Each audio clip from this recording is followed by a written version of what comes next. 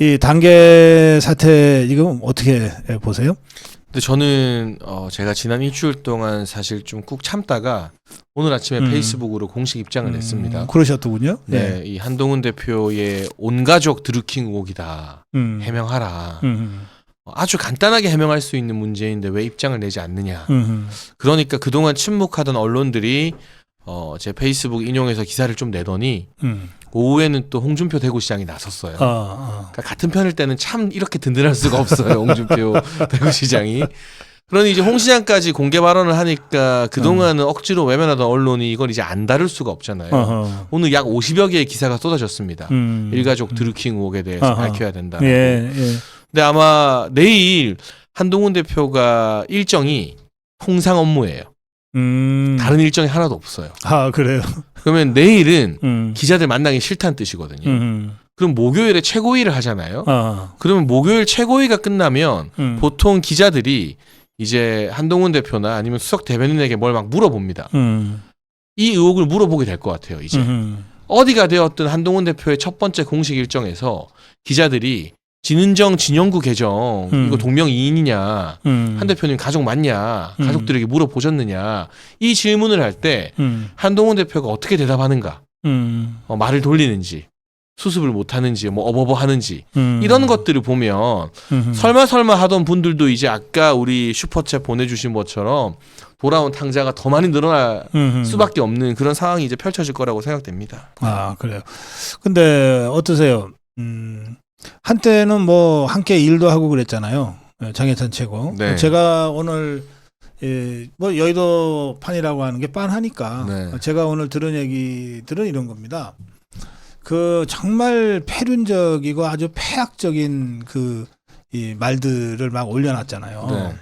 근데 이게 한동훈이가 평소에 쓰는 말들이라는 거예요. 네. 그러니까 이게 저와는 이제 공적으로 본인이 필요한 것들을 막 일하면서 지시하고 제가 그걸 이제 도와주고 그때까지는 한동훈 대표가 윤석열 대통령과 갈라지기 전이었으니까요. 근데 그때는 그러니까 까놓고 말했을 때 굉장히 젠틀한 어투를 썼어요. 그러니까 그만큼 이제 본인의 진짜 모습이나 이런 거를 보여주는 상대들이 한정돼 있겠죠. 근데 저도 이제 총선 과정에서 많은 분들에게 전해들은 이야기로는 뭐 대통령을 뭐 그 XX로 칭했다던가 하는 것들은 공공연하게 여의도에서 회자가 되고 그러니까. 있잖아요. 근데 이거는 전혀 안 그럴 것 같은 네. 이미지인데, 근데 실제로 일상적으로는 그런 식으로 이 사람이 행동했다는 식의 얘기들을 제가 오늘 몇 번을 듣고 저도 좀 놀랐어요. 그러니까 그거를 볼 수 있는 사람은 정말 내밀한 이너서클이겠죠. 진짜 핵심부들. 아니면 옛날에 네. 뭐 검사 시절에 그렇죠. 정치와 전혀 관련이 없을 때, 정치 염두에 두지도 네. 않았을 때 뭐 그런 식으로 살 수 있잖아요. 그럴 수 있는 거죠. 그래서 만약에 이 단계 시판에 한동훈이라는 이름의 사람이 올린, 한동훈이라는 당원이 올린, 하필 또 서울에 소속돼 있다는 그 한동훈이라는 당원이 올린 이 글들이 한동훈 대표의 본심이라면 이분도 참 어떤 면에서는 사는 거 피곤하겠다.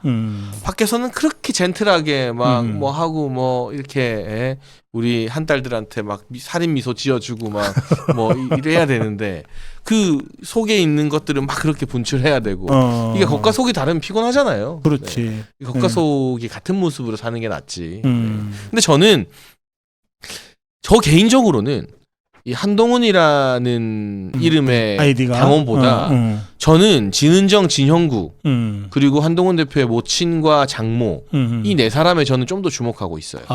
왜냐하면 한동훈이라는 사람이 그렇게 막 대통령과 김건희 여사에게 욕설하고 비난하고 한 것은 만약에 그게 이제 한동훈일 때 그건 어떻게 보면 이제 정치적인 문제입니다. 너무 부끄럽고 민망해서 정치를 앞으로 평생 못하게 되는 문제긴 하죠. 근데 저는 좀 사법의 영역에서 책임을 지게 하려면 물론 오늘 원영석 변호사가 뭐 목줄 채운다 이런 게 통매음도 된다고도 했지만 이 진영구와 진은정과 한동훈 대표 장인 장모 4명의 아이디를 왜 주목하느냐. 이 4아이디가 특정 기간 동안 700건이 넘는 게시글을 남겼어요. 그리고 그 700건이 넘는 게시문을 남기는 동안 이 4명이 글을 올리는 시간대가 거의 일치합니다. 1분에서 2분 상관이에요. 근데 이 4사람이 한동훈 대표 가족이 아닌 전혀 상관없는 동명이인이라면 어떻게 글을 올릴 때마다 비슷한 시간대일 수 있을까? 그러네. 이게 말이 안 되죠. 그리고 어떤 게시글들은 토씨 하나 안 틀리고 그대로 복사가 돼 있습니다. 저의 추측은 무엇이냐? 예. 진은정, 진영구, 한동훈 대표, 장모 모친이 밤 11시에 옹기종기 앉아서 같이 올렸을 리는 없잖아요. 그렇지. 그럴 가능성은 좀 낮잖아요. 뭐 간의 수공업 하는 사람들이라면 몰라도. 네. 아유, 사돈 저 조선일보 사서 올렸어요? 나도 올릴게요. 이것 좀 이상하잖아요. 저의 추론은 예. 가족 중 한 명이 이걸 다 관리했다. 아하. 뭐 등초본이나 이런 걸로 주민등록증 알 수 있고 아니면 가족이면 인증받을 수 있잖아요. 그렇죠, 그렇죠. 이렇게 되면 이거는 컴퓨터에 의한 업무 방해가 되는 거거든요. 그러니까 드루킹이 이제 킹크랩이라는 기계를 돌렸을 때도 업무 방해로 처벌받지만 네네. 이게 뭐 모욕이나 명예훼손이 아닌 이상 본인이 자기 거 올린 거는 사실 사법적 처벌의 대상은 아니에요. 그런데 본인이 자기 게 아니라 여론을 조작하기 위해서 가족이라 하더라도 남의 계정을 동원해서 이걸 했다? 그렇죠. 이거는 업무방해가 되는 거죠. 정당법 위반도 될 수 있고요. 그래서 저는 그 4명의 계정에 주목을 하고 있고 왜냐하면 한동훈 계정에 대해서는 우리 앞에 나왔던 이병준 기자님이나 이런 분들이 너무 잘 파고 있으니까 그리고 한동훈 측과 친한 게도 유독 이 4명 이 가족들은 뭐냐 오늘 기자들이 많이 물어봤을 거잖아요. 대답을 못 한대요.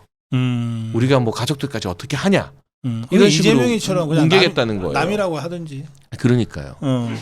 차라리 남이라고 하든가. 네. 참 하여튼 근데 한동훈이가 침묵하는 거야 정말 할 말이 없으니까 그렇다 치더라도 이 한동훈 똘마니들은 왜 가만히 있대요?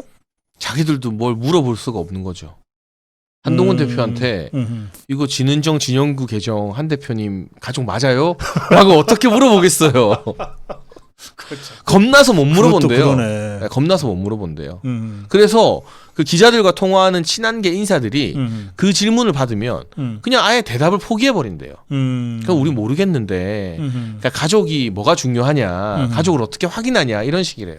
아니 그러면 주진우는 뭘 알고 지가 먼저 나서서 오히려 우리 이병준 기자를 협박하고 그랬대요. 근데 실질적으로 고발 조치가 지금 안 되고 있는 것 같죠. 글쎄. 네. 왜냐하면 오늘 저랑도 방송했던 CBS의 이정주 기자가 네. 주말부터 오늘까지 주진우 의원에게 30번 정도 전화했는데 한 번을 안 받았대요. 의원실도 다 전화를 안 받았고. 근데 의원실 전화는 안 받기가 힘들거든요. 근데 일부러 이정주 기자 번호를 알아야만 그 의원실 직원들한테 거기 번호가 떠요. 뒷자리 땡땡땡땡 오는 거 받지 말라고 특별 지시를 내려야만 안 받는 그런 레벨인 건데 그 정도로 고발 진짜 했냐?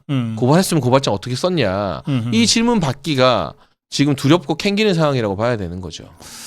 그래요. 이거 얼마나 오래 갈 것 같습니까? 얼마 못 가겠죠? 그러니까 사실은 지난 일주일 동안 언론이 말도 안 될 정도로 잠잠했습니다. 그래서 저는 솔직히 제가 한동훈 대표와 대척점에 서 있는데 이런 가족 댓글까지 제가 막 건드리고 싶지가 않았거든요. 왜냐하면 너무 짜치잖아요. 속된 말로. 쪽팔리지. 너무 사실. 민망하잖아요. 근데 일주일 동안 기성 언론들이 이해가 안 될 정도로 아니 무슨 카르텔인가 싶을 정도로 이걸 언급을 안 해요. 그래서 이거는 정치인이 나서야 되는구나. 근데 김민전 의원이나 김재원 최고위원도 노력을 하지만 그분들은 같은 최고위에 있다 보니까 약간 원론적인 이야기를 하니까 그렇죠. 이건 세게 누가 질러야 되는구나라고 해서 제가 총대 메고 아침에 질렀고 홍 시장님이 받으면서 이게 커졌기 때문에 다음 일주일 정도 아마 이 설왕설래가 이어질 것 같고 결국 본인과 가족이 연루됐는지 안 됐는지를 밝혀라라는 압력 앞에서 한동훈 대표가 아무리 뭉개려고 해도 뭉개면 뭉갤수록 언론이 이걸 이제 어라 이상하다 하면서 아마 더 달려들고 물어뜯게 될 겁니다. 그래요. 자, 이거는 요번 주 주말 다음 주까지가 사실은 굉장히 중요한 상황이 됐습니다. 그래서 제가 이 말을 꼭 드리고 싶은데요. 친한계 일부 스피커들이 이재명 1심 선고 앞두고 이게 왜 내부 분열이냐 이러더라고요. 그 이야기를 지금 누가 누구한테 하는 거지? 저는 살다 이런 적반하장 처음 들어보는데 고 박사님과 제가 지난 몇 달 동안 피 터져라 했던 말이 아니 이재명 좀 때려라. 왜 이재명 곧 날아가는데 김건희 여사만 가지고 윤석열 대통령 가지고 난리냐. 그 이야기를 저희가 몇 달 동안 했는데 꿈쩍도 안 하고 기승전 김건희 기승전 윤석열 대통령 때리기만 하던 양반들이 이제 와서 갑자기 이 논란이 딱 터지자마자 이재명 열심히 때리는 척하고 거기 이제 지도부의 막내인 진종호 청년 최고위원 갑자기 그 릴레이 시위 시키고 막. 그것도 뭐 재판 공개 시위더만. 네, 그리고 뭐 이재명 때려야지 왜 우리끼리 싸우냐 이런 이야기를 뭐 신지호 부총장이 하고.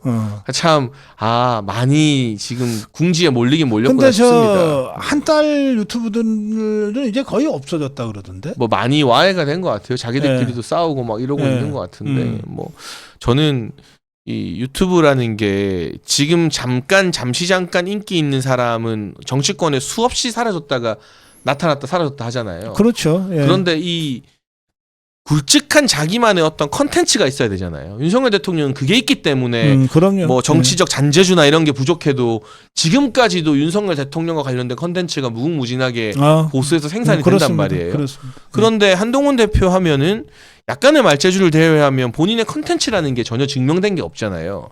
그러니까 뭘 만들고 싶어도 현장 따라다니면서 한 50명 있는 걸 가지고 10만 명 모였다 막 이런 뻥치는 거 말고는 뭐 만들 게 없죠, 컨텐츠를. 예. 네. 자, 그래서 이제 뭐 거의 한동훈 한 달들은 거의 제가 보기에는 붕괴 상태입니다. 붕괴 상태고 뭐 거의 공황 상태일 거예요. 아니 뭐 아무리 한 달들이라고 해도 이게 상황을 보면 이게 뭐 좀 이상하다라고 하는 생각은 다 하지 않겠어요.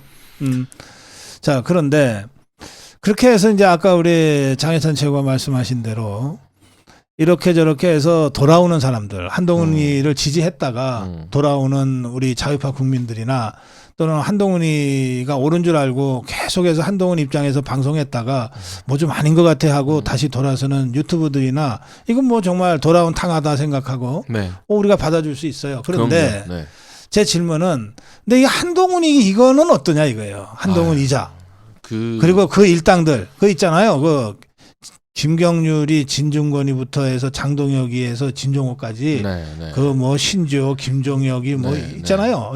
박정훈이 뭐 이 한동훈 요 일당들 이자들도 돌아온 탕자라고 우리가 받아줘야 되냐. 그러니까 저는 기본적으로 진중권 교수나 김경률 회계사 같은 좌파 진영에 몸담은 분들이 뭐 이재명이나 이런 정말 말도 안 되는 거악과 맞서 싸우기 위해서 그분들이 중도 보수의 힘을 보태는 것 자체를 막을 이유는 없지만 이 진영의 주인처럼 감나라 배나라 하면서 가정교사 노릇하는 건 못하게 딱 뿌리 끊어야 된다고 생각합니다. 저는 진짜 그렇게 생각해요.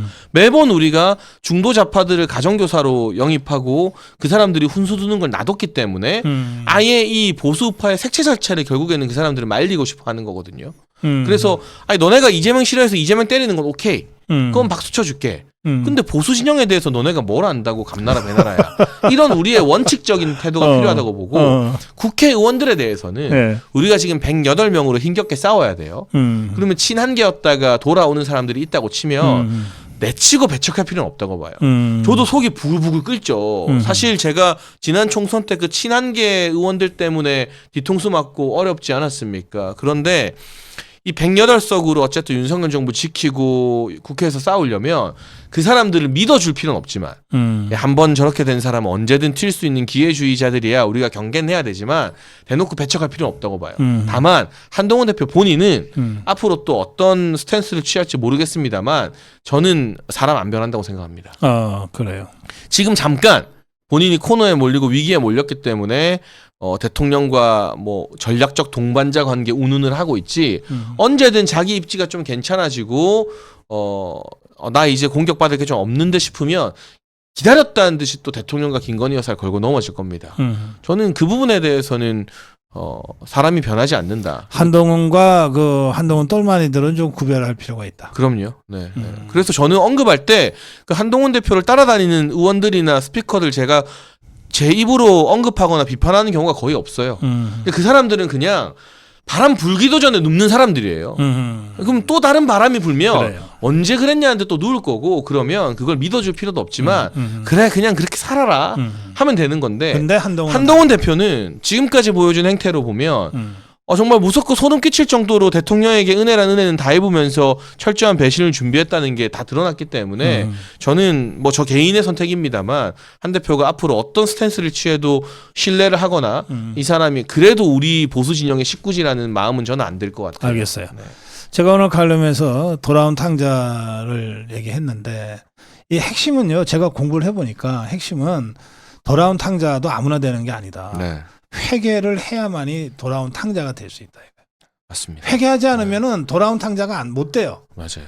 그러면 한동훈 일당들도 회개는 해야지. 그럼요. 제가 잘못했습니다. 맞아요. 그래야지 받아주든지 말든지 하지. 제가 목사님 아들이잖아요. 그러시구나. 그 성경 에피소드를 너무 잘 아셔서 제가 깜짝 놀랐는데 기본적으로 이게 잘못을 빌고 용서를 구하면 용서해 주는 게 그 돌아온 탕자나 회개의 기본 정신인데 잘못을 저지르고 용서 안 하고 고개 빳빳이 들고 그리고 우리는 하나잖아 이러고 있어. 입 싹 닦으면 뭔 소리야. 너 어디 저 그 돼지 농장에서 돼지들 밥 먹다가 탕자가 되는 거거든요. 너무 힘들어서 야, 너 돼지우리에 좀 더 있어야 되겠다. 그렇게 되는 거죠. 그래요. 자, 여기 뉴스 엔진 정답은 없다 님이 슈퍼챗을 하셨는데 사연을 보고 제가 이건 읽어드려야 되겠다 생각해서 읽어드립니다. 사랑해요 고성국 우유빛깔 장해찬 뉴스 엔진 매주 목요일 오후 4시 장해찬 최고 고정 출연 중입니다. 뉴스 엔진에도 많이 오셔서 응원해 주세요. 아이고야. 고성국님, 장해찬님 모두 화이팅입니다. 하시고 괄호 열고 하셨어요. 네. 간접 홍보 죄송합니다. 네. 네. 보수파의 유튜브 모두 사랑해 주세요 하셨어요. 네. 제가 이 괄호를 보고 제가 이건 읽어드려야 되겠다 생각했어요. 간접 홍보 괜찮습니다.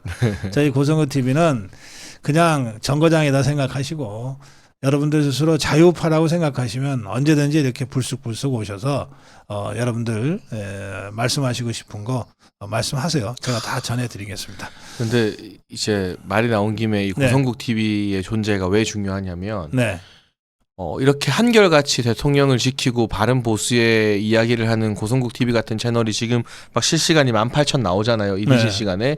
이게 그러면 다른 보수 유튜브들이나 채널들한테도 롤 모델이 되고 우리가 저기를 가야겠다라는 어떤 좋은 동기부여가 되기 때문에 저는 이런 플랫폼 역할을 하는 메이저 채널들이 너무너무 소중하다고 생각합니다. 네.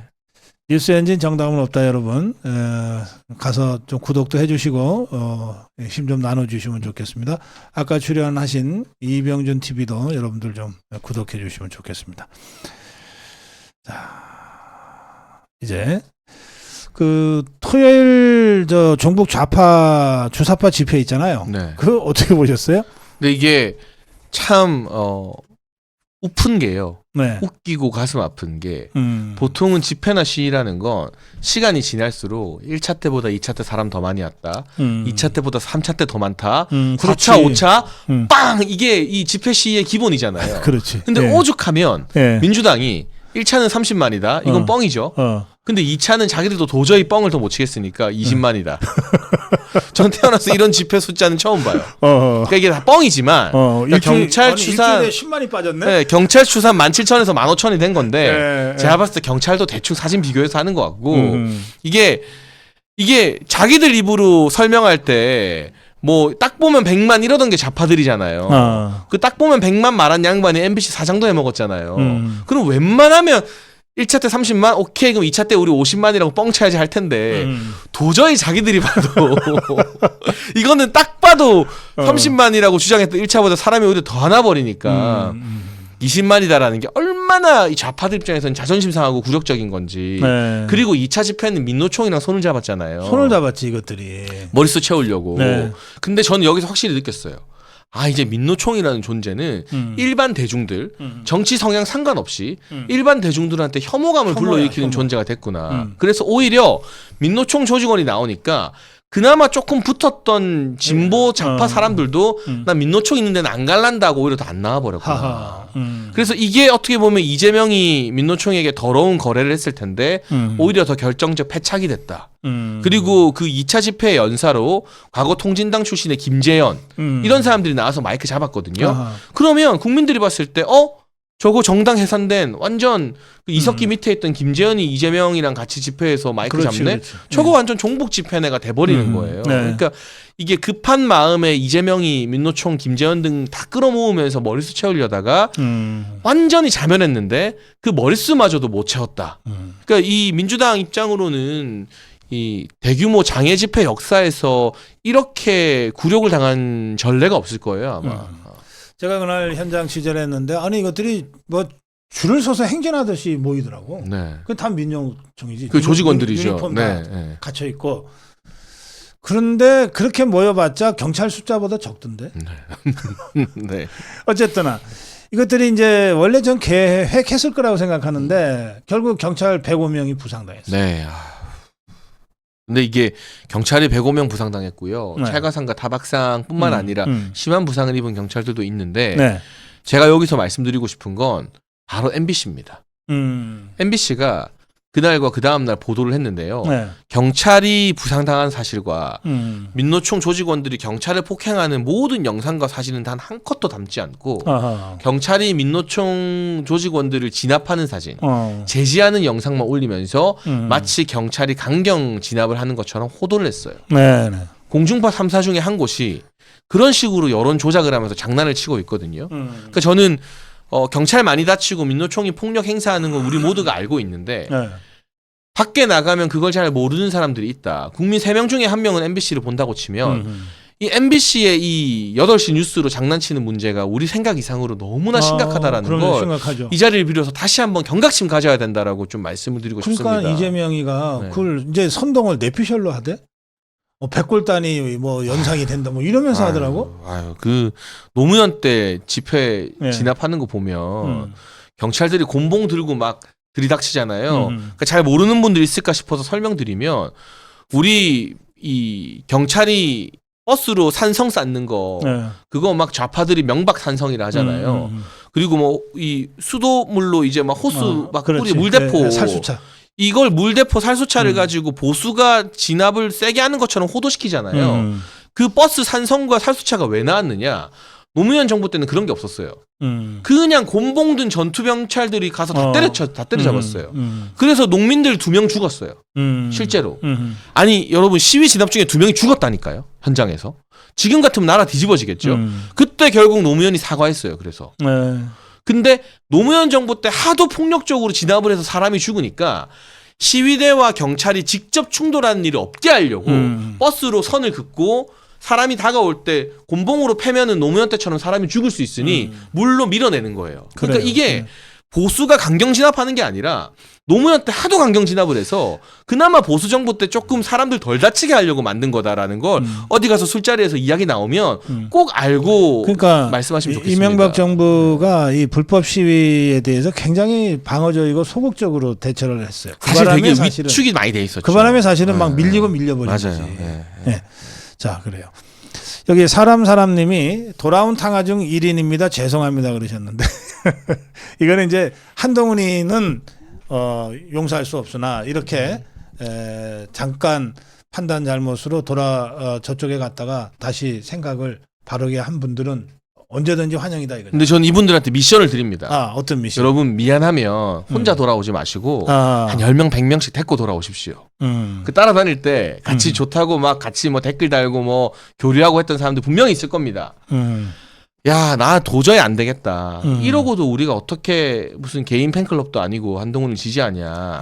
탕화를 10명, 100명씩 같이 만들어서 돌아오십시오. 그러면 이제 더 빨리 용서받을 수 있습니다. 그래요.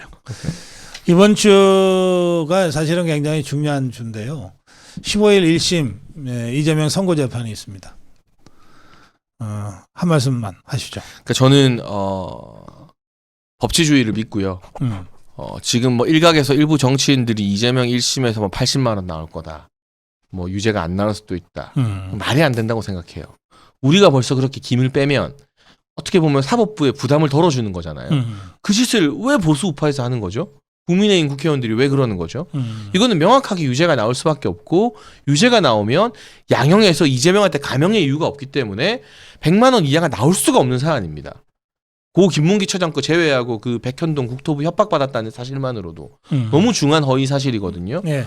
그렇기 때문에 당연히 의원직 상실과 피선거권 박탈이 나온다는 게 상식이고 만에 하나 그 상식이 어긋났을 때 비겁한 재판부를 향해서 국민의 분노를 떨어뜨릴 준비를 해야 되는 거지. 네. 우리가 먼저 걱정하면서 야 이거는 좀 약할 수도 있다. 80만 원 나올 수도 있다. 그런 생각을 할 필요가 전혀 없다라는 말씀을 좀 드리고 싶습니다. 이거는 뭐 징역형 안 나오면은 사법부가 잘못된 거예요. 그럼요. 네. 자, 마무리 한 말씀 듣겠습니다. 네, 여러분 뭐 여러 가지 전국이 많이 뒤흔들리고 있는데 네. 저는 사필 기정이라는 말 참 좋아합니다. 네. 이재명이 저렇게 난리를 쳐도 14, 15, 25 세 번의 재판을 통해서 김혜경과 이재명은 분명 심판받게 될 겁니다. 그리고 한동훈 대표가 그렇게 기승을 부리다가도 정말 아무도 생각하지 못했던 당원 게시판 의혹으로 휘청거리고 있잖아요. 근데 결국 어렵고 힘든 길이라도 정도를 믿고 뚜벅뚜벅 걸어가면 사필 규정이 되니까요. 그 모습을 여러분이 함께 봐주시고 같이 응원해 주시는 게 또 너무 큰 정치를 바로잡는 원동력이 되는 것 같습니다. 그 연말에 교수 신문에서 올해의 한자성어 하거든요. 네. 이게 동명이인하고 사필 규정이 치열한 각축을 벌일 것 같은데. 동명이인이 나오면 참, 네. 그럴듯하겠다라는 생각이 들고. 제가 잠깐 예. 홍보 하나 하면. 그러세요. 예. 저희 고성국 박사님과 함께하는 탄핵 저지 토크 콘서트. 네. 고성국 TV에서도 많이 알리고 있는데요. 11월 말에 마포에서 먼저 합니다. 11월 26일. 네. 화요일 오후 3시입니다. 꼭 여러분 미리미리 고성국 TV 연락 주셔서 많은 분들 그 자리에서 봤으면 좋겠고 또 그 자리에 많이 모여주셔야 탄핵 저지를 향한 우리 시민들의 열기가 이렇게 뜨겁구나라는 걸 또 대외적으로 알릴 수 있기 때문에 저희도 준비 많이 할 테니까 관심을 좀 많이 가져주시면 너무 감사하겠습니다. 예, 저희가 탄핵 저지 국민전선 토크쇼인데 우리가 탄핵을 제가 이제 KBS 진행을 할 때는 좌파들을 상대로 대담을 하잖아요. 네. 제가 한 번 빼지 않고 질문합니다. 탄핵으로 가는 거냐? 네. 그럼 다들 아니래. 네. 그러면서 하는 말이 아니 사실 우리는 탄핵할 생각 없는데 저 보수 쪽에서 자꾸 그냥 탄핵하면서 탄핵 장사하고 있는 것 같다 이런 식으로 얘기해요. 아니 그러면 우리가 지금 탄핵 장사하려고 탄핵 저지 국민전선 토크쇼를 하나? 말도 안 되는 소리죠. 이재명이 바로 지난 주말 장애 집회에서 네. 두 글자를 내가 말하고 싶지만 말 못한다. 네. 그 두 글자가 이재명 빼고 나머지 사람들은 다 올라와서 탄핵 이야기 했거든요. 그래요. 예. 퇴진 이야기 했고. 네. 그래서 저쪽이 힘이 약해서 또는 우리가 잘 싸워서 탄핵을 저지시킬 수는 있지만 우리가 가만히 있으면 저쪽이 알아서 탄핵 안 해줄 거다 이런 경우는 없어요. 우리가 가만히 있으면 탄핵당합니다. 우리가 강력하게 투쟁해서 압도적인 힘으로 저지를 해야 탄핵이 저지되는 겁니다. 예, 그런 탄핵 저지 국민전선 토크쇼 첫 번째 전국 순회 토크쇼의 첫 번째 토크쇼가 11월 26일 오후 3시 11월 26일 화요일 오후 3시 부가연 아트홀입니다. 이거 200석인데요. 그 입장료가 있습니다. 입장료. 이거는 우리 유료 토크쇼를 하자. 그래서 3만 원씩 입장료를 지금 저희들이 표를 먼저 예매하신 분들에 한해서 입장을 시키려고 하고 있는데 고성범 본부장 있죠. 고성범 본부장 전화로만 이제 예약이 됩니다. 고성범 본부장 전화 3010 전화로만 예약이 되니까 여러분들 나중에 발 동동 구르지 마시고 뭐 고성범이한테 얘기하면 어떻게든 되겠지. 이번 경우는 조금 상황이 다릅니다. 이게 이게 공공기관 공공장소에 딱 정해진 좌석수라서 우리들도 별로 여지가 없습니다. 그러니까 탄핵 저지 국민 토크쇼 우리 장해찬 최고 또 도태우 변호사 류여해 교수 또 이영풍 기자 이런 우리 자유우파 대표 패널들과 함께하는 토크쇼입니다. 여러분들 함께 하시려면 지금 전화 해주시기 바랍니다. 지금 고성범 본부장과 통화해 주시기 바랍니다. 자, 장해찬 최고와 함께한 여의도 포커 여기서 마무리하겠습니다. 고맙습니다. 감사합니다.